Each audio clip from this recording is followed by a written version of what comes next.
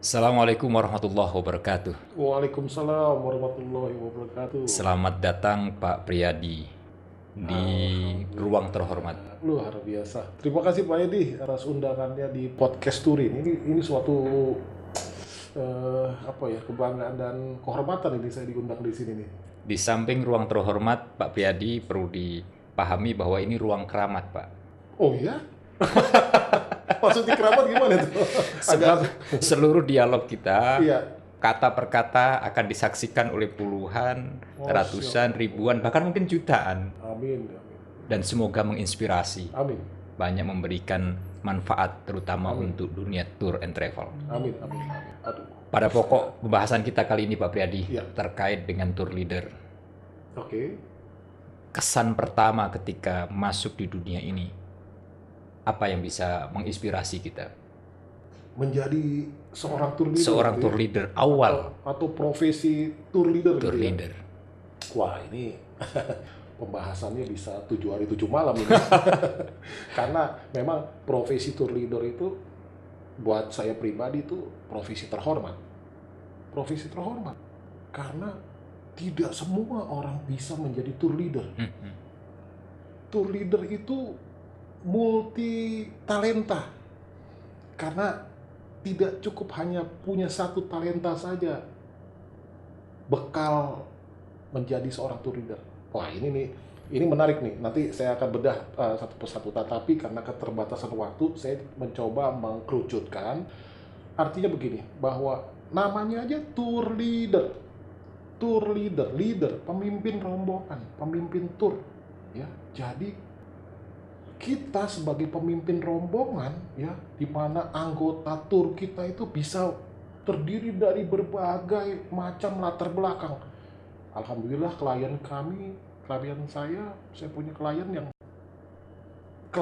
jadi rasa saudara itu dari, mohon maaf, dari RI 2, menteri, gubernur, konglomerat, pengusaha, sampai semua kalangan artis, ya, DPR, alhamdulillah itu bisa menjadi anggota tur kita dan mereka tunduk kepada pimpinan rombongannya.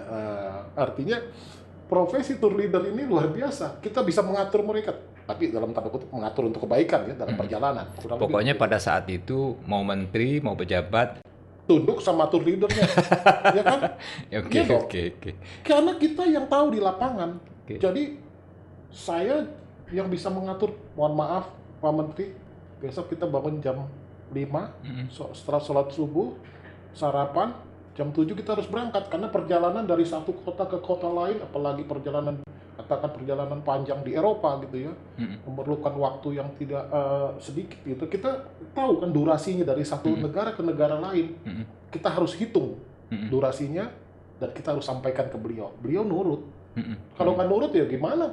Nanti perjalanannya berantakan dong. Itinerary kita bisa berantakan. Rundown yang sudah kita susun bisa berantakan. Jadi profesi tour leader itu profesi yang sangat strategis dalam menentukan tercapainya atau keberhasilan daripada satu perjalanan.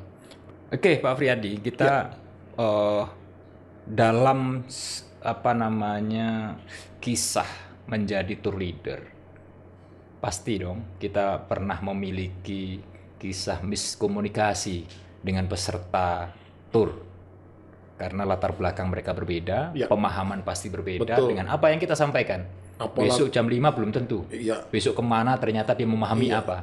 Bagaimana mengendalikan Nah, ini menarik, suasana. pertanyaan yang sangat menarik karena memang kunci daripada satu keberhasilan membawa atau memimpin rombongan itu adalah dari sisi komunikasi. Oke. Ya, dan kita pun juga, saya pun secara pribadi mengalaminya itu, ya. Memang ini seperti learning by doing, ya. Saya pun belajar banyak dari pengalaman-pengalaman teman-teman, termasuk pengalaman saya pribadi yang tentunya dari kesalahan yang sudah saya alami, kita belajar agar di kemudian hari kita tidak mengalaminya lagi, ya.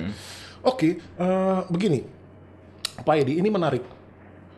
Komunikasi yang baik, ya, adalah komunikasi dua arah, Pak. Ya, Oke. ada two way communication antara si pembicara dan si pendengar. Ya, komunikasi yang baik adalah message yang bisa diterima dengan lengkap oleh audiens kita. Nah, seringkali juga permasalahannya di audiensnya, Pak. Kita udah bicara panjang lebar, tapi mohon maaf, seringkali juga mereka menyepelekan. Kita sudah bicara A sampai Z, dia masih nanya lagi, Pak besok bangun jam berapa? Padahal saya udah bicara A sampai Z, Pak, lengkap, Pak. Ya, seringkali itu juga yang membuat ya apa ya kita memang harus punya persediaan sabarnya tuh yang luar biasa. Tapi itulah seninya seorang tour leader. Bagaimana kita menyamakan persepsi, Pak, bahwa besok Bapak Ibu kita akan naik gunung di Swiss, ya. Gunung ini gunung salju abadi dengan ketinggian di ketinggian 3020 meter di atas permukaan laut. Lalu kita punya persiapan, Pak. Persiapannya bla bla bla bla bla. Kita sudah jelaskan, tapi mereka masih bertanya lagi. Artinya di sini kita ada beberapa faktor. Mungkin saja cara kita menyampaikan informasi tersebut caranya sangat salah, atau si audiens kita atau peserta tur kita yang tidak tidak mendengarkan atau tidak konsentrasi, atau mungkin ya masuk kuping kiri keluar kuping kanan. Maka daripada itu kita sebagai seorang tour leader ya memang dituntut untuk mempunyai sabaran yang luas, dan ya itu kita juga tidak boleh bosan-bosannya mengingatkan akan hal-hal terutama yang krusial ya. Kalau ditanya permasalahan yang terjadi seringkali ya, apalagi mohon maaf nih ya, yang selevel pembesar kan ya, seringkali mereka menyepelekan apa yang sudah saya sampaikan.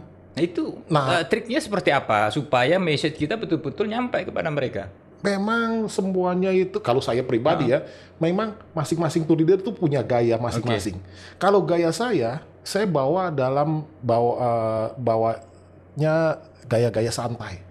Saya bawa dalam pembicaraan santai. Tidak harus formal di depan bus, Bapak Ibu sekalian. Selamat pagi, kita besok akan melewati negara ini bla bla. Tidak seperti itu. Saya lebih mencoba lebih personal approach ya. Saya bicara dari misalkan dalam kesempatan yang santai. Mungkin saat sarapan gitu ya. Pak, jangan lupa ya, nanti setelah sarapan nih kita kan mau naik gunung nih, Pak. Jangan lupa dipersiapkan loh, Pak, ini. Mungkin itu lebih masuk ya, ketimbang kita bicara terlalu formal. Dia mungkin lagi sibuk balesin WhatsApp, ya nonton YouTube segala macam. Kurang lebih begitu. Itu bisa-bisanya tour leader lah istilahnya. Dan setiap tour leader punya gaya masing-masing. Saya yakin mereka tuh punya gaya pembawaan masing-masing. Ada juga yang saklek. Kalau saya kan tipenya sersan aja, serius tapi santai gitu ya. Kurang lebih begitu. Iya. Yang menjadi pertanyaan berikutnya, Pak Priadi. Mereka kan sudah bayar nih, misalnya nih, peserta bayar sekian puluh atau sekian juta lah untuk melakukan wisata ke Eropa atau kemana. Mereka berharap mendapatkan pelayanan dari tour leadernya, baik informasi dan lain sebagainya. Tapi ternyata bagi mereka, kok nggak seperti yang disampaikan. Nah, mungkin pernah menghadapi banyak pembohong nih dan sebagainya. Jadi gini, Pak Edi, kita bawa satu rombongan 30 orang, 30 kepala, 30 pemikiran yang berbeda, Pak. Rambut sama hitam, isinya beda-beda, Pak. Maka daripada itu, Pak, kalau saya sebelum berangkat tur, saya sudah mencoba mendalami profil masing-masing peserta tur saya. Oh, misalnya Pak Edi nih beli dari seorang dokter nih, dokter obgyn ya, atau dokter kandungan nih. Wah, berarti saya harus membekali dengan hal-hal yang berbau tentang dokter kandungan, misalkan seperti itu. Jadi nanti ngomongnya nyambung istilah kata. Itu yang pertama. Yang kedua, di saat saya sebelum di saat saya mempersiapkan sebelum keberangkatan, ya, saya mempersiapkan segala sesuatunya secara detail, Pak. Artinya, saya yakinkan bahwa setiap peserta tur saya sudah memahami schedule yang ada, itinerary yang sudah kita sepakati, mereka sudah firm, sudah tahu akan kondisinya, ya, dan lain sebagainya. Nah, ini insya Allah memudahkan atau mereduce gitu ya komplain-komplain yang ada. Namun namanya di perjalanan, Pak. Di perjalanan itu 1001 permasalahan itu bisa aja timbul. Misalkan saya pernah kejebak badai salju di Swiss. Badai salju, siapa yang tahu akan jadi badai salju? Betul. Ya kan? Mobil kita itu stuck di tengah-tengah gunung, ya, di mana badai salju itu sudah hampir menutupi sebagian mobil kita, setengah mobil kita. Bayangkan, kalau kita nggak keluar, kita bisa tertimbun salju. Kalau kita keluar, bayangkan di luar sudah minus 10 lebih, ya, ada anak kecil dan lain sebagainya. Beruntung, alhamdulillah saya dibantu oleh masyarakat setempat, dievakuasi oleh masyarakat setempat karena bus kita itu, mobil kita itu bukan four wheel drive, ya. Jadi istilahnya ngepater di salju. Kita keluar dibantu oleh masyarakat setempat yang mobilnya memang bisa melewati salju. Hal-hal seperti itu kan di luar dugaan, ya. Meskipun kita memang bisa memprediksi dari ramalan cuaca, tetapi yang tidak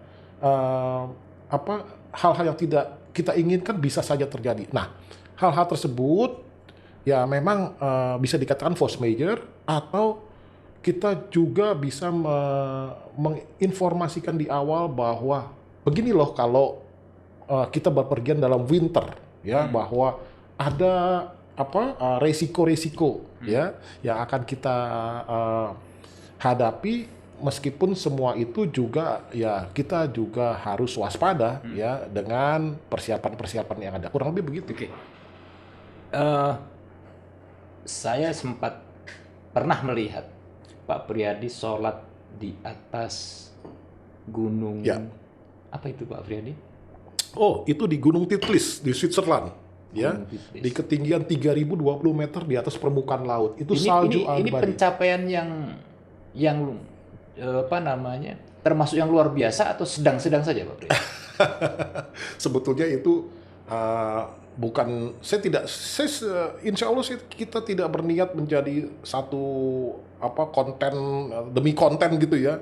Tapi karena kewajiban kita sebagai seorang Muslim dimanapun kita berada, ya, selagi kita masih bisa menunaikan sholat itu dimanapun berada, ya kita tunaikan, ya, meskipun itu ada di atas gunung salju, ya, di cuaca kurang lebih minus 16 derajat, ya alhamdulillah nikmat sekali. Disitulah saya justru merasa kebesaran Allah itu luar biasa, ya, bahwa kita bisa menikmati, ya, bisa lebih dekat dengan yang Maha Kuasa itu terasa sekali itu. Di situ ya. Itu bisa sekompak itu ya sampai atas kemudian melakukan sholat. Tentu ada persiapannya sih sebetulnya tidak ada persiapan khusus ya karena pada saat waktu itu setelah makan siang, oh ya udah waktunya zuhur nih. Nah, di mana nih waktu zuhur nih, kita nggak ada musola, nggak ada masjid, ya sudah kita gelar sejadah. Bagaimana menghitung arah kiblatnya? Arah kiblat sekarang kan alhamdulillah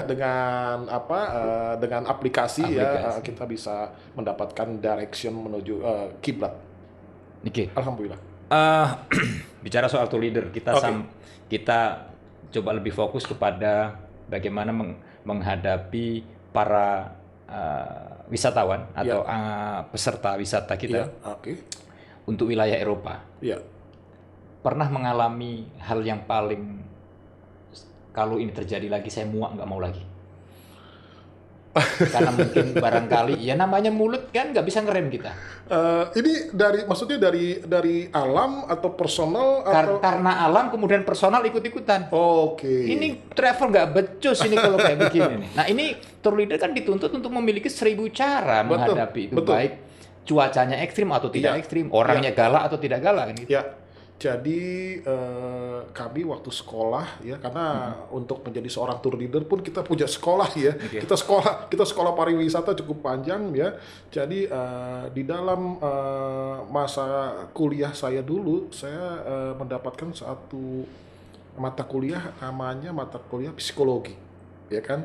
Lalu ada lagi pelajaran yang namanya manajemen krisis. Ya kan, saya sangat mengingat mata-mata kuliah tersebut karena itu terpakai sekali pada saat saya di lapangan. Contohnya pada saat ya itu yang tadi saya sebutkan, kita ada masalah badai salju, ya. Atau saya ingat sekali di Paris kita bus kita itu stuck karena di sana ada demonstrasi.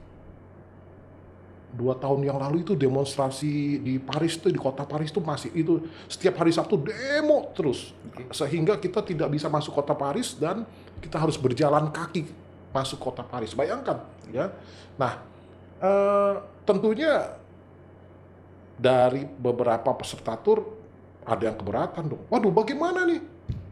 Kok ada demo? Memangnya tidak bisa diantisipasi? Memangnya kita tidak bisa masuk dengan cara yang lain dan lain sebagainya. Nah, ini memang perlu dicarikan jalan keluar ya, karena mereka merasa sudah bayar, ya kan, mereka sudah meluangkan waktu jauh-jauh dan lain sebagainya. Memang saya juga mencoba menempatkan diri saya sebagai peserta tur, bagaimana kecewanya seperti itu. Maka daripada itu, nah inilah tour leader dituntut untuk memiliki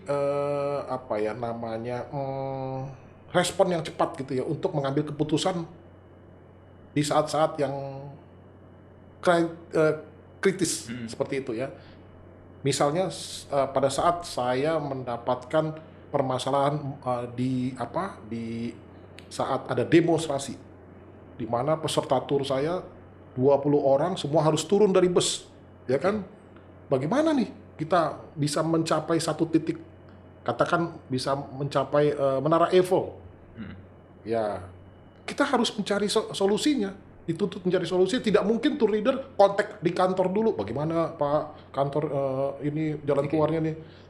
Mungkin kita udah kehilangan waktu untuk melakukan hal tersebut. Maka daripada itu tour leader pun ya ini mungkin juga karena kita dituntut juga untuk banyak belajar ya, banyak bertanya daripada yang senior yang pernah mendapatkan kejadian tersebut, atau juga kita juga belajar dari pengalaman-pengalaman yang ada yang pernah kita alami. Pada saat itu saya memutuskan untuk membuat beberapa grup terpecah dan kita naikkan seperti kalau di sini ojek lah ya gitu ya, ojek yang sepeda itu. Di sana tuh ada ojek sepeda yang bisa 2 orang.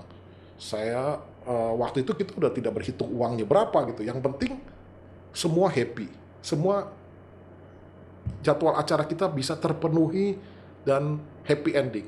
Maka daripada itu saya waktu itu langsung panggil becak-becak yang di pinggir jalan tuh, becak kayu.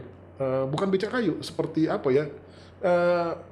Di sana tuh orang bule genjot beca kan. Mereka jadi seneng kan. Wah. Dan itu atas biaya. Nah, seperti ini, begini. Kita seorang tour leader dibekali dengan biaya-biaya tak terduga. Hal-hal tersebut kan biaya tak terduga, ya. Justru malah banyak peserta tur kita yang mau bayar. Saya bayar nih nggak apa-apa. Jadi, ternyata ini demonstrasi membawa berkah. Jadi kita yang tadinya nggak naik beca, sekarang itu bisa naik beca, bisa kita foto-foto, bisa. Nah, hal-hal seperti ini memang ada hikmahnya gitu. Jadi setiap kejadian tuh ada hikmahnya. Artinya Pak Priadi ingin menyampaikan bahwa tergantung kecerdasan tour leader mengambil dari sisi mana kita sampaikan. Betul. Banyak permasalahan di jalan yang saya pun menemukan jalannya tuh menemukan jalan keluarnya itu di jalan. Misalkan seperti ini. Di Eropa itu jalannya kecil-kecil. Ya. Saya pun waktu awal-awal ke Eropa itu tahun 90-an, yang namanya awal-awal kan belum begitu hafal kan, jalannya kecil-kecil. Itu kalau kita ada di kota Venice, jalannya kecil-kecil. Kalau sekali aja atau 2 kali aja belum tentu hafal gitu ya, untuk mencapai restoran atau mencapai katakan kita mau naik gondola di dalam situ, bisa saja kita lupa. Tapi disinilah dituntutnya lincahnya seorang tour leader. Saya sudah muter-muter kok nggak ketemu, peserta tur saya ada di belakang ngikutin. Waduh, kok nggak ketemu nih tempatnya nih. Di situ improvisasi kita sebagai seorang tour leader itu memang dibutuhkan. Pada saat di saat saya memang udah stuck, saya tidak bisa menemukan restoran yang saya tuju, saya minta peserta tur saya untuk foto-foto. Nah, Bapak Ibu sekalian, ini patung ini bagus sekali nih, ya. Ini fenomenal dan merupakan ikon di sini. Bapak Ibu, saya kasih kesempatan 10 menit untuk foto-foto ya. Jangan kemana-mana, ya. Karena ini kesempatan langka, karena kita nggak akan lewatin ini lagi. Nah, pada saat mereka foto-foto, ya 10 menit atau 15 menit, saya nanya ke kiri ke kanan di mana lokasi restoran tersebut. Karena pada saat itu belum ada Google Map, belum ada aplikasi penunjuk jalan. Dulu tahun 90-an saya buka map, buka peta bener-bener buku peta seperti itu, ya. Nah, hal-hal seperti itu ya memang saya juga banyak belajar dari senior yang kita aplikasikan di perjalanan sehingga semuanya sebut, ya. Sehingga tour leader terlihat smart, ya, tahu lokasinya benar, ya. Padahal saat itu tour leadernya lagi kebingungan dan lagi muter-muter cari lokasi. Itu pesertanya juga nggak ada yang nyangka ini tour leader kita nih akal-akalan. Gitu. Maka daripada itu dituntut lincahnya seorang tour leader, ya, bagaimana mereka bisa mengemas suasana perjalanan ini menjadi menyenangkan. Kurang lebih seperti itu. Jadi intinya pada saat mereka pada saat kita dalam situasi yang panik, ya, kita jangan tujukan kepanikan ke mereka. Bagaimana mereka kalau tour leadernya juga panik, peserta turnya tambah panik. Nah, maka daripada itu kita berikan mereka satu kenyamanan, ya, rasa nyaman, rasa aman, ya. Padahal tour leadernya lagi. Apa ini juga mungkin yang mengilhami munculnya IICTF? IITCF, Indonesian Islamic Travel Communication Forum. Agar masing-masing travel memiliki bekal, tour leadernya juga sama atau sebenarnya? Atau punya bidikan lain barangkali? Memang IITCF saya bentuk ini bersama teman-teman dalam rangka memenuhi kebutuhan atau mewadahi atau mengakomodir kebutuhan Muslim traveler, di mana kita kalau traveling kan seringkali terkendala dengan makanan halal, ya, terutama di negara-negara di mana kita menjadi minoritas, ya.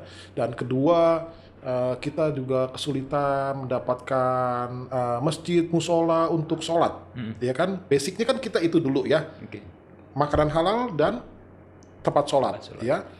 Apalagi kalau kita bisa kombinasikan dengan Islamic heritage di negara tersebut, di satu negara tersebut. Karena saya yakin di seluruh penjuru dunia ini pasti ada sejarah-sejarah keislaman yang kita bisa gali, ya, yang itu bisa menjadi satu value bagi perjalanan kita. Kalau saya melihatnya perjalanan tur yang saya lakukan ini adalah sebagai tadabur alam, Pak Edi.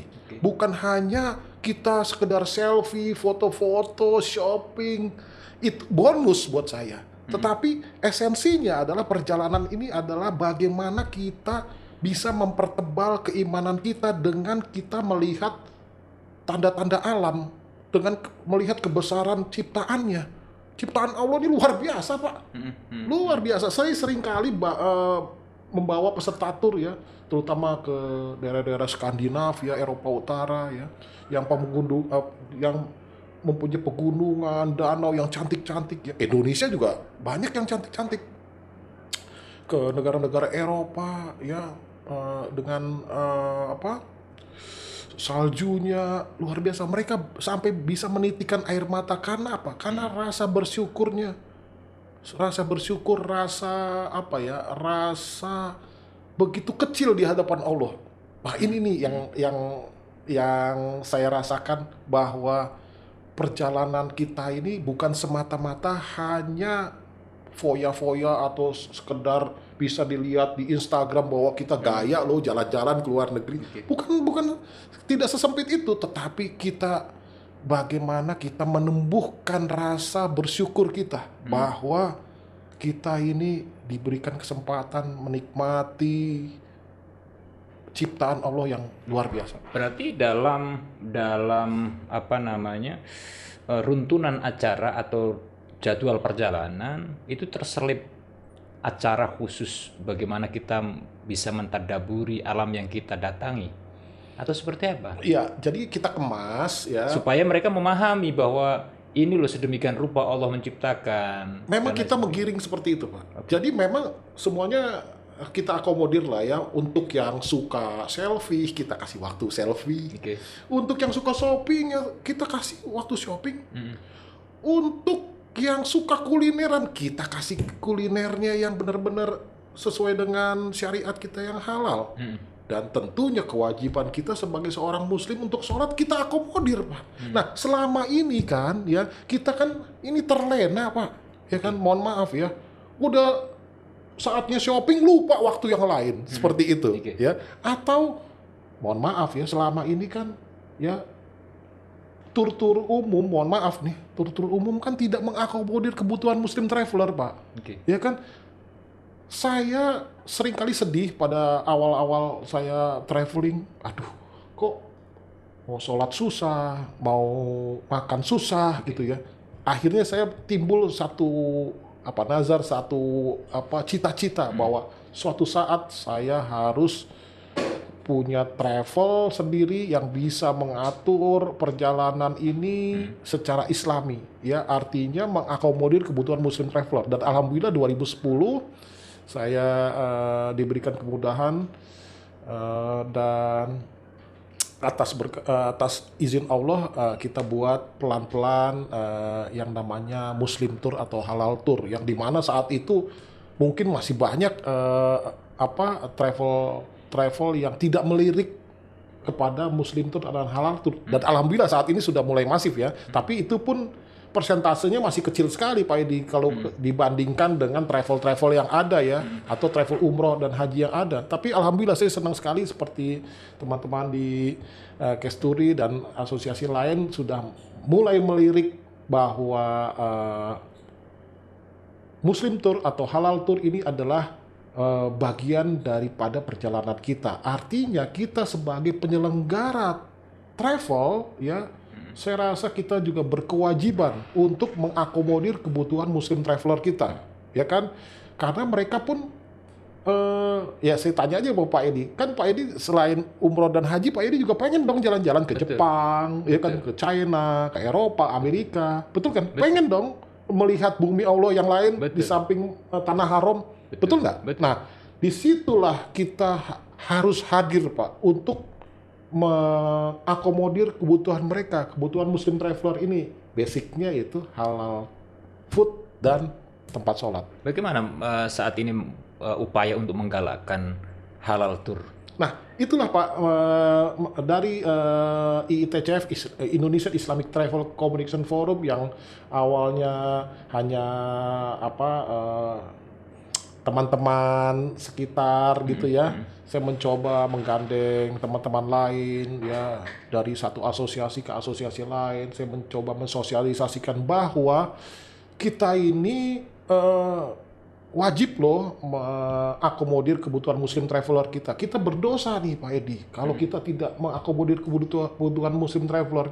Jangan sampai mereka tuh dalam perjalanannya kebingungan bagaimana mencari makanan yang halal, bagaimana kita mau sholat, arah kiblatnya kemana.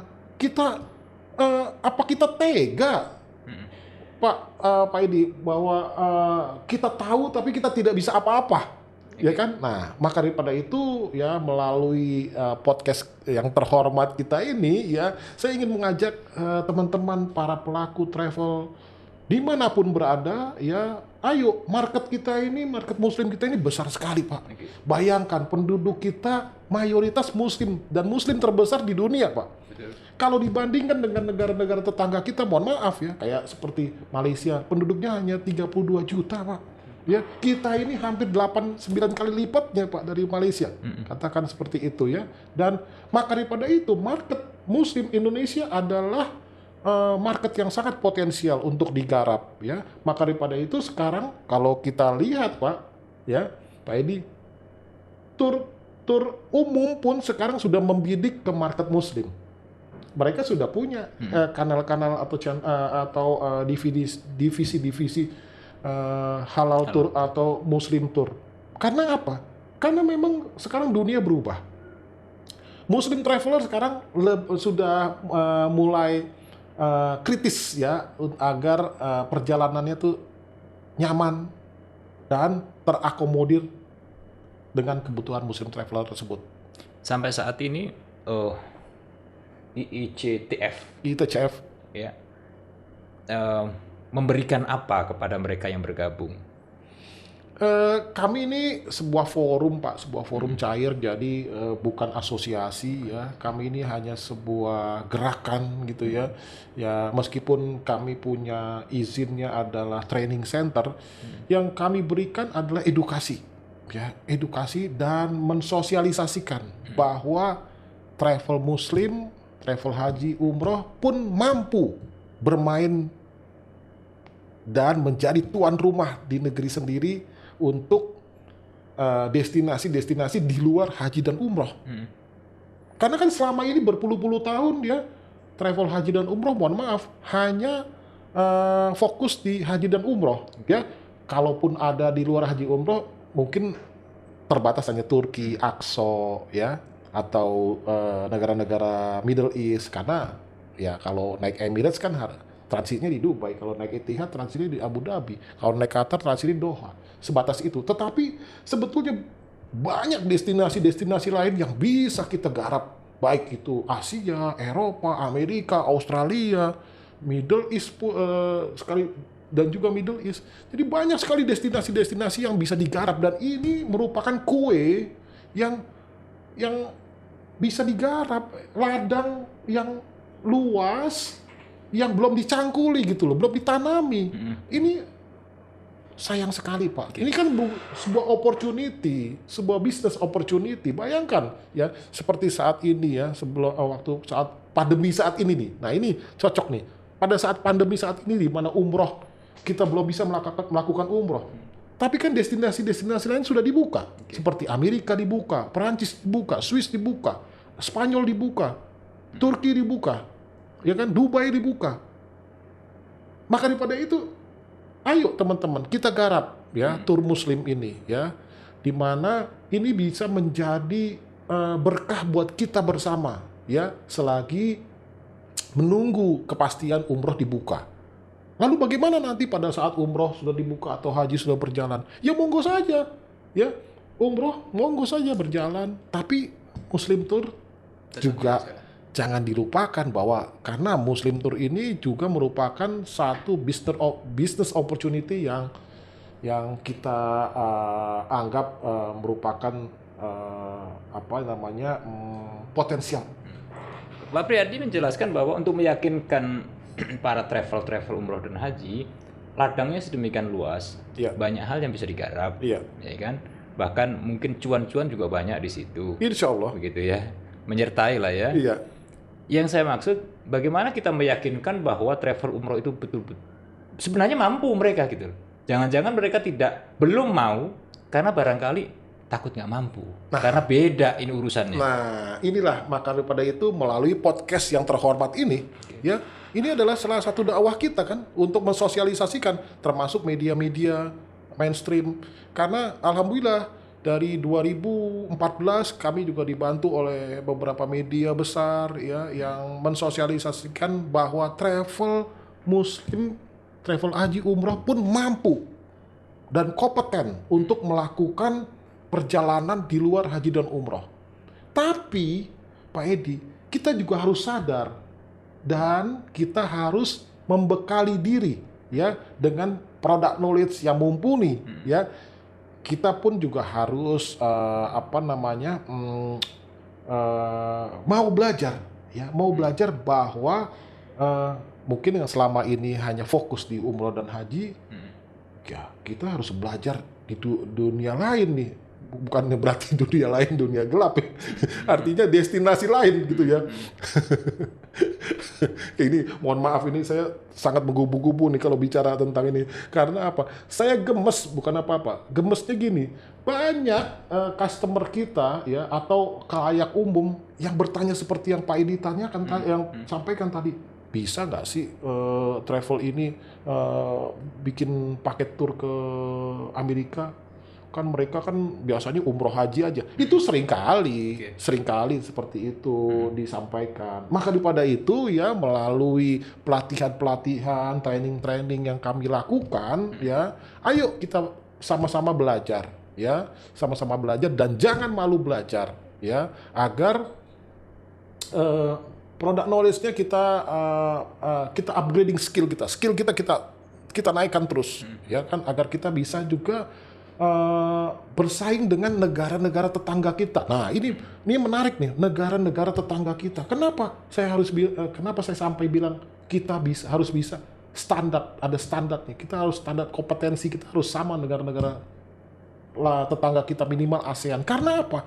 Karena banyak sudah negara-negara tetangga kita pun membuka kantor, membuka produk, menjual paket-paket tersebut kepada market kita. Jadi artinya kompetitor kita ini bukan sesama anak bangsa di Indonesia, tetapi kompetitor kita juga dari negara-negara tetangga kita, Pak Edi. Dan ini yang bahaya apabila kita tidak cepat-cepat untuk berbenah diri, melengkapi dengan segala kekurangan kita, ya, menstandarkan kompetensi kita dengan mereka, sehingga kita amit-amit jangan sampai kita menjadi penonton di negara sendiri.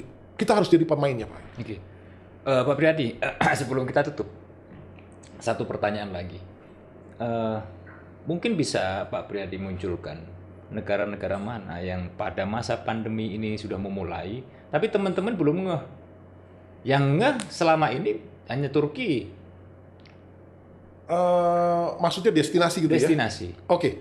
Memang destinasi di beberapa negara pada masa pandemi ini sudah dibuka ya, terutama Turki ya, karena saya juga cukup takjub juga ya, Turki dari tahun kemarin sudah buka ya, artinya Turki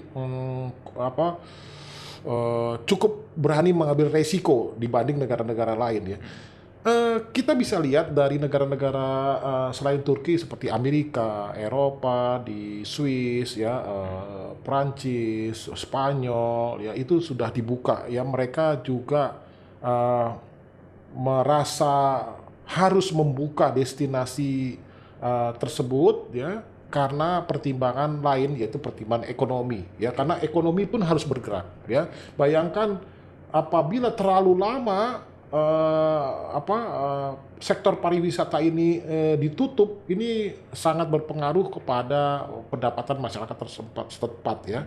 Apalagi seperti negara Turki ya, yang mana mereka mayoritas mendapatkan dari sektor pariwisata, termasuk juga negara-negara lain. Maka daripada itu, dengan protokol kesehatan yang ketat ya, mereka mencoba membuka destinasi yang ada ya. Maka daripada itu kita ini sekarang dituntut untuk melakukan satu perjalanan dengan prokes yang ketat ya, sesuai dengan SOP yang ada, seperti social distancing, menggunakan masker dan lain sebagainya, termasuk juga vaksin yang ada yang sudah harus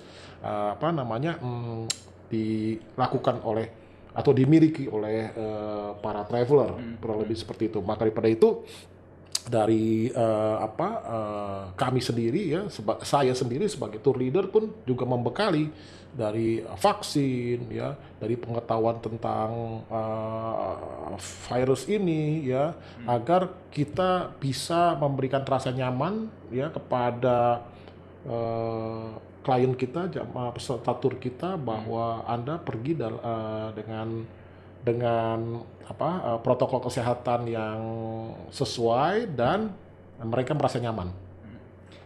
Selama ini travel umroh, travel haji, tur domestik, internasional, atau halal tur atau wisata halal yang Pak Priyadi miliki, dua-duanya berjalan?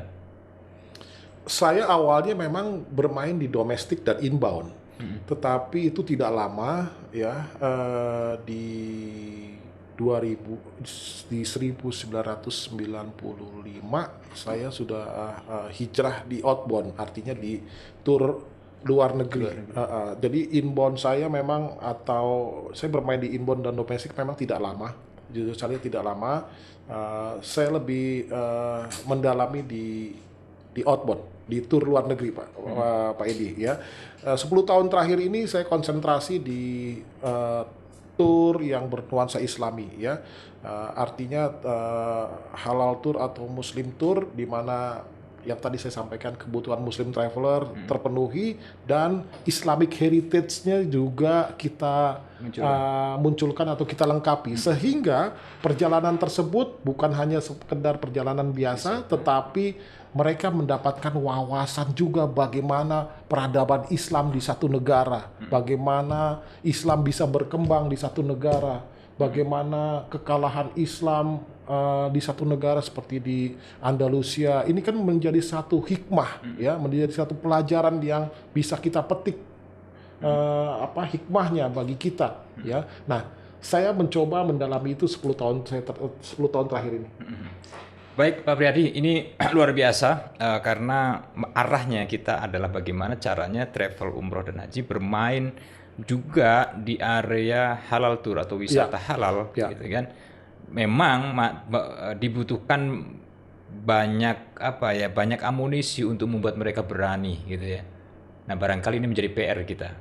Semoga podcast ini menginspirasi untuk terus merapatkan barisan, bagaimana kita sama-sama belajar, betul, kita sama-sama mensosialisasikan, kita sama-sama memviralkan dan mengedukasi ya, baik itu kepada masyarakat bahwa halal tour itu atau muslim tour itu sudah banyak, atau teman-teman mampu melakukan hal tersebut ya, teman-teman muslim tour nih ya, teman-teman pelaku umroh dan haji ya. Jadi jangan ada lagi rasa khawatiran, keraguan bahwa dengan muslim tour pergi ke Eropa, pergi ke Amerika, pergi ke Australia nanti takut berantakan. Jangan lagi ada seperti itu. Makanya melalui podcast ini kita sampaikan, kita sosialisasikan bahwa teman-teman insya Allah mampu, dan ini menjadi kue kita dan menjadi bagian daripada ladang ibadah kita dan dakwah kita luar biasa sekali, insya Allah. Terima kasih Pak Priyadi atas waktunya, sama-sama Pak, menginspirasi dan semoga juga memberikan sugesti kepada kita semua. Terima kasih. Ini saya sekali lagi merasa terhormat sekali diundang di podcast Kesturi ini yang terhormat ini, dan mohon maaf apabila ada kesalahan atas sedikit ilmu saya, karena yang salah itu dari saya pastinya dan yang benar itu dari Allah Subhanahu wa taala. Terima kasih Pak Edi. Sama-sama. Assalamualaikum warahmatullahi wabarakatuh. Waalaikumsalam warahmatullahi wabarakatuh.